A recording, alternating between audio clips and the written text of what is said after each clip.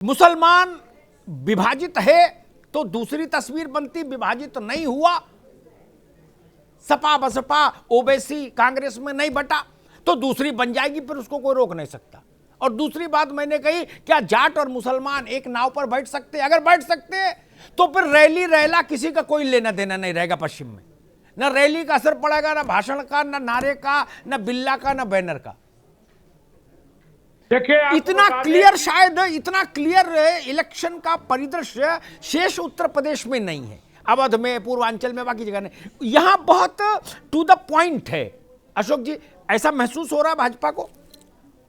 देखिए आपको बता दें कि हम तो चुनाव की तरह लड़ रहे हैं। हमने तो कहा था सबका साथ सबका विश्वास। हम कोई MYXY वाले नहीं थे। हम तो कह रहे थे कि A to Z हमारा है, हमें जान से प्यारा है। हमने उत्तर प्रदेश में 5 सालों में जो काम किया, अगर हमने घर बनवाया तो हिंदू मुस्लिम सिख पठान नहीं देखा। पांडे जी आप पुराने आदमी हैं। पांडे जी आप एक मिनट, अरे भाई एक मिनट, पांडे जी आप पुराने आदमी हैं, नए बच्चे ये बोले समझ में आता है। आप भी जानते हो चुनाव इस पे होता है कहीं, हम भी समझ रहे हैं, तुम भी समझ रहे हो। वो विष्णु सक्सेना का एक गीत है, हम भी समझ रहे हैं, तुम भी समझ रहे हो। ये सबका साथ सबका विकास अच्छा है, लेकिन अब चुनाव तो फिर चुनाव है, आप जानते हो, हमसे बेहतर जानते हैं जी। तो थोड़ी खरी बात हो जाए, असली बात। जी हाँ, ठीक है। जो लोग चुनाव लड़ रहे हैं जी, वो निश्चित तौर पे मुस्लिम वोटों के लिए तुष्टीकरण की हद तक पार करने को तैयार है। ये दिखाई दे रहा है। कोई जिन्ना की बात करता है, कोई पंजाब को अच्छा कह रहा है। ये जैसा आपने बिल्कुल सही कहा कि हमारे अल्पसंख्यक भाइयों को अशोक जी एक प्रश्न छोटा सा ले लूं। अशोक भाई एक छोटा सा प्रश्न आपसे ले लूं, फिर बाकी मेहमानों को भी बहस में ले आऊंगा, लेकिन एक प्रश्न लेना जरूरी है। मैं आपकी बात मान लेता हूं कि बाकी दल सपा बसपा और कांग्रेस बाकी में यही आते हैं, और ओवैसी को भी जोड़ लो, पश्चिम में 4, ये लोग मुस्लिम तुष्टीकरण के लिए ये सब बहुत बड़े बड़े काम कर रहे हैं, मान लेते हैं एक क्षण के लिए, ठीक भाई। बाकी लोग हम पर एकदम फालिन मत हो जाना, मैं एक सवाल फ्रेम कर रहा हूं।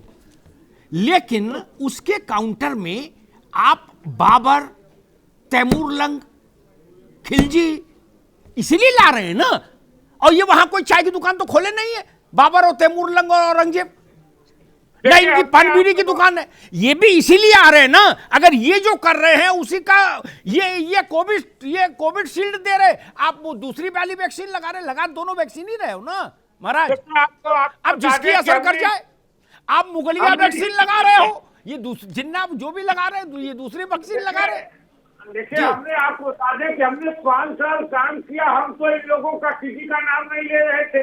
अखिलेश जी आए, वही लगे जिन्ना करने। अखिलेश जी भाई, अशोक भाई मैं दूसरे लोगों, मैं सारे मेहमानों को बहस में ले आऊं, फिर आपके पास लौटूंगा, आपसे बड़ी सार्थक चर्चा होगी। लेकिन एक बात जरूर कहूं, अगर ओवैसी ये कह रहे हैं, ये कह के मैं धर्मेंद्र यादव के पास जाऊंगा, अगर ओवैसी ये कह रहे हैं कि मेरे भाई बहनों तेरा का दंगा भूलना नहीं, कैराना में क्या हुआ भूलना नहीं, ओवैसी भी यही कह रहे, तो यही बात बीजेपी भी कह रही है, और ओवैसी से ज्यादा एनर्जी लगा कह रही है कि आपको मेरी कसम, तुमको मेरी कसम, दंगा मत भूलना, कह रही है ना। अगर हम लोग बहुत शार्प फोकस होके बहस करें तो आपका पूरा चुनाव उत्तर प्रदेश भर का, केवल पश्चिम का नहीं, समाजवादी पार्टी के लिए कह रहा हूं, उत्तर प्रदेश भर का, भाजपा और सपा के लिए उत्तर प्रदेश भर में आपका चुनाव इस बात पर टिकेगा कि पश्चिम से जो बोनी होनी है उसमें अखिलेश यादव मुसलमानों की एकमात्र पसंद है अगर, तो आपकी जय जय। और ट्रेडिशनल बंटवारा है कि भाई ठीक है, 100 में 50 आपको मिल गया है, ये 45 आपको मिल गया, लेकिन 20 मायावती जी को भी मिला, 10 ओवैसी को भी मिला, 5 कांग्रेस को भी मिला, और छितर बितर हो गया, तो फिर लुटिया डूब जाती है। धर्मेंद्र जी सीधी सच्ची बात यही है ना अमिताभ जी, आप चूंकि बहुत ही क्वालिटिव डिस्कशन करते हैं, इसलिए मैं राकेश पांडे जी की बात का जवाब देना कोई ज्यादा वो नहीं है, हतोत्साहित है, वो दिख रहा है कि हमने सबके लिए किया पर लोग हमारे साथ नहीं आ रहे हैं। मैं पश्चिमी उत्तर प्रदेश में, मैं पश्चिमी, अब देखिए हाँ जी भैया बोलो धर्मेंद्र जी। आप एक मर्यादित डिबेट आप मर्यादित डिबेट करते हैं, इसलिए मैं मर्यादा वाली बात जी। आप सहारनपुर से शुरू करेंगे क्योंकि जी। मैं पश्चिमी उत्तर प्रदेश में चुनाव लड़ चुका हूँ। जी सहारनपुर की जो 7 सीटें हैं, सहारनपुर की 7 सीटें, थोड़ा ध्यान से सुनिएगा। जी 7 सीटों में एक सीट ऐसी है जो बीएसपी की वजह से फंस रही है, वो भी रामपुर मनिहारन की सीट है। उसके बाद आप शामली में आ जाइए, शामली में एक शामली की सीट फंस रही है, थाना भवन और कैराना नहीं फंस रहा है, समाजवादी पार्टी क्लियर कट जीत रही है, और वो भी उसमें भारतीय जनता पार्टी से भी जाट है और हमारे संयुक्त प्रत्याशी भी जाट हैं। जी तो वहां की स्थिति थोड़ा शामली की 19-20 हो सकती है, लेकिन 2 सीटें क्लियर कट हम जीत रहे हैं। बागपत में 3 सीटें गठबंधन के प्रत्याशी जीत जाएंगे, इसमें कोई दो राय नहीं है। इसी तरह से मेरठ की 7 सीटों में भाई एक देखो, मैं कैंट की सीट वाइज सीट है। नहीं जाना, धर्मेंद्र भाई मैं सीट वाइज नहीं जी। जाना चाहता क्योंकि पूरा उत्तर प्रदेश हाँ। देख रहा है, उसकी रुचि थाना भवन में हाँ। नहीं है सबकी। जी। एक मिनट जी, बाबू, जी। एक मिनट वो ये जानना चाहते हैं क्या पश्चिम में आपको ऐसा लगता है ये ट्रेंड आप सेट कर, मैं फिर उसी बात को दोहराऊंगा, बाकी सब कहानी है, सत्यनारायण कथा है आपके लिए।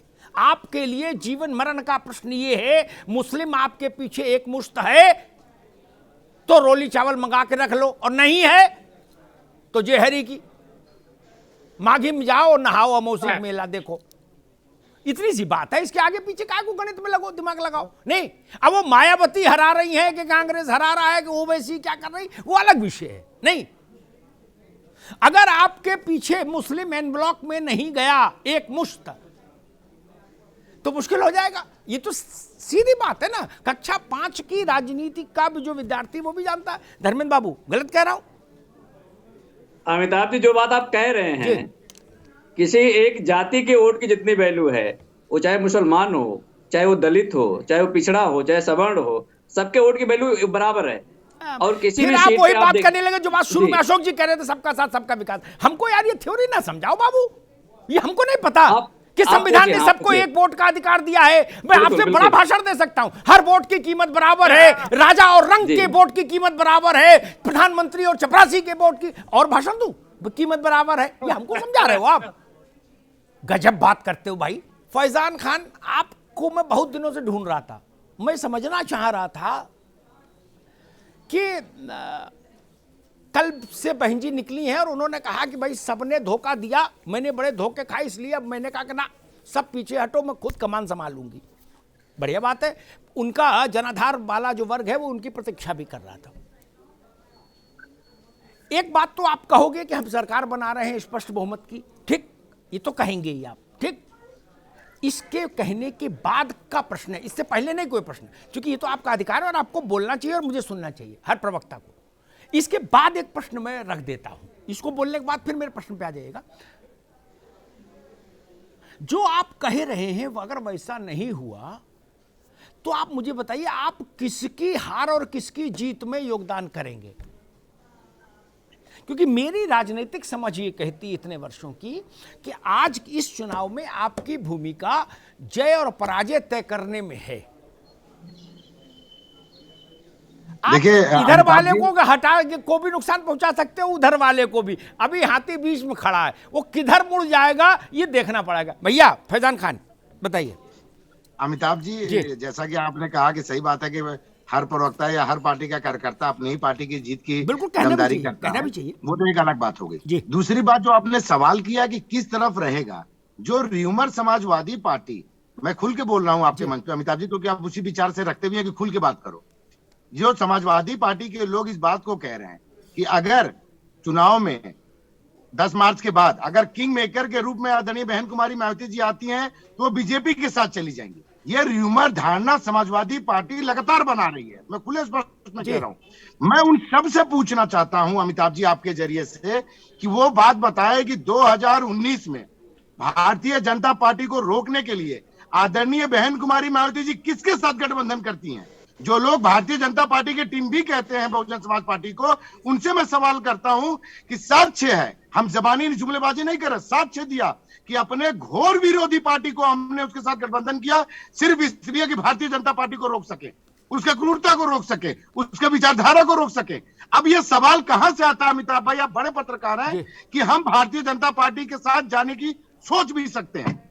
जब सेकुलरिज्म की बात आती है तब बेंगलोर में अमिताभ भाई सबसे पहले हमने सेकुलरिज्म पे, आप बताइए क्या हम भारतीय जनता पार्टी के साथ खड़े दिखे या सेकुलरिज्म के साथ सारे विपक्ष के पार्टियों के साथ खड़े दिखे? चाहे वो बेंगलोर हो, चाहे वो बंगाल हो, हम कहां थे अमिताभ जी? हम सच की बात कर रहे हैं, हम जुमलेबाजी नहीं आपके सामने कर, मैं बहुत छोटा हूं, लेकिन मैं सच गोरख, से बता रहा हूं। गोरखपुर और कैराना में भी साथ रही थी बसपा जब ये बाई इलेक्शन हुए थे, जो 2 जीते थे। हाँ, जब तो हम ये नाहिद बात की पूछ रहे हैं माता जी कि जीती थी, तबस्सुम। हमने अमिताभ जी जी जी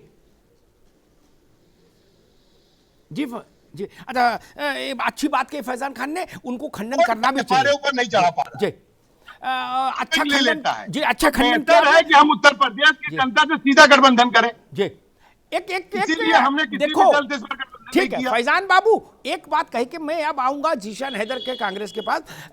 ये मामले तो चलेंगे, अफवाहें, चुनाव बिना अफवाह के पूरा नहीं होता। मैं फिर कहता हूं, मंच से जो बोला जाता है उसका चुनाव में 10 पैसे पर असर होता है, जो कानो कान कहा जाता है उसका 90 पैसे असर होता है। ये जान लो, मेरा अपना तजुर्बा यही कहता है, और अशोक जी भी इस बात से सहमत होंगे, यहां ना हो टीवी पे पीछे होंगे। एक बात और चल रही है, उसके लिए जयंत चौधरी परेशान, कि हम क्या करें। बात ये चल रही है कि ठीक है बच्चा है अभी कहीं लड़ ले हैं, लेकिन चुनाव बाद तो घर ही आना है। ये बात जयंत चौधरी के लिए चल रही। अब वो उसका खंडन करते घूम रहे गली गली, क्या वो कह रहे ना जी हम नहीं जाएंगे, लोग कह रहे ना भैया कह रहे थे कि बात तय हो गई चुनाव बाद आना है, क्या, और लोग पद बताए दे रहे जयंत का पश्चिम में। अब बताओ वो कहां कहां तक सफाई देंगे। कान पे आदमी आया, चाय पीते पीते कान में बोल दिया भैया वहां केंद्र में कुर्सी तय हो गई जयंत की, ये चुनाव निपटे सीधे सट से हो जाएगा मामला। लो, अब जो जीत की संभावनाएं बन भी रही हो वो भी हो जाएगा। भाई जब भाजपा में जाना है तो भाजपा की ओर चलो। एक होता है चुनाव में, इससे लड़ना पड़ेगा, ये चुनाव में लड़ाई का एक पार्ट है। जीशान हैदर, कांग्रेस पार्टी में मुझे लग रहा है जो कुछ पराक्रम है अभिमन्यु की तरह प्रियंका गांधी कर रही, जितना जो कुछ वो कर पा रही है, जैसा भी ठीक है, बाकी तो पार्टी मुझे समझे नहीं आ रही। 1000 नेता जो बिल्कुल बुर्रा क्लब का कुर्ता पहने घूमते, तो कहां गए सब, कहीं कोई नहीं दिख रहा। नहीं, प्रियंका जी है अब एक जान, वो कितना कर लें। नोएडा चली जाती तो जेवर छूटता, जेवर चली जाए तो बकेवर छूटे, बकेवर चली जाए तो चरथवाल छूटे, क्या कर लें, क्या करें। बाकी हमें जमीन पर कहीं पार्टी नहीं दिख रही। मित्रों बताओ कैसे मामला बनेगा जीशान हैदर। अमिताभ जी ऐसा नहीं है, और ये तो चुनाव के परिणाम दिखाएंगे कि कांग्रेस पार्टी कहां है और कैसे दिख रही है। और दूसरी चीज देखिए अमिताभ जी, मैं आपको एक बात बता दूं कि ये क्योंकि आप देखिए आपको मोदी जी और अमित शाह जी दिखेंगे क्योंकि भारतीय जनता पार्टी के सर्वोच्च नेता हैं, अखिलेश जी जैन जी दिखेंगे क्योंकि अपने पार्टी के नेता हैं, और मायावती जी दिखने लगी क्योंकि अपनी पार्टी के नेता हैं। तो जिस पार्टी के जो बड़े नेता हैं वो दिख रहे हैं, प्रियंका जी भी दिख रही है, हमारे सारे नेता बाकी भी कार्य कर रहे हैं। और एक आध चीज मैं आपको बता दूं, जो आप कह रहे हैं वेस्टर्न बेल्ट के लिए, और सबसे पहले मैं अशोक जी की बात बता दूं। अशोक जी ने कहा कि हम तो सबको साथ सबका विचार करते हैं। मैं इनसे सिर्फ एक सवाल पूछना चाहता हूं, क्योंकि इनके नेता भी कहते हैं, योगी जी भी कहते हैं, लगातार कहते हैं हमने जो घर बनाए सबके लिए बनाए, हमने जो सड़कें बनाई उस पर सब चलते हैं। नहीं, आप इनको बताइए क्या उत्तर प्रदेश में इनको एक भी माइनॉरिटी का कैंडिडेट नहीं दिखा, एक भी इस लायक नहीं है उत्तर प्रदेश में कि इसको ये टिकट दे सकते। झूठ बोलते हैं, सबको ये बात हिपोक्रेसी कर रहे हो। वो माइनॉरिटी टिकट देके टिकट क्या करेंगे बताओ।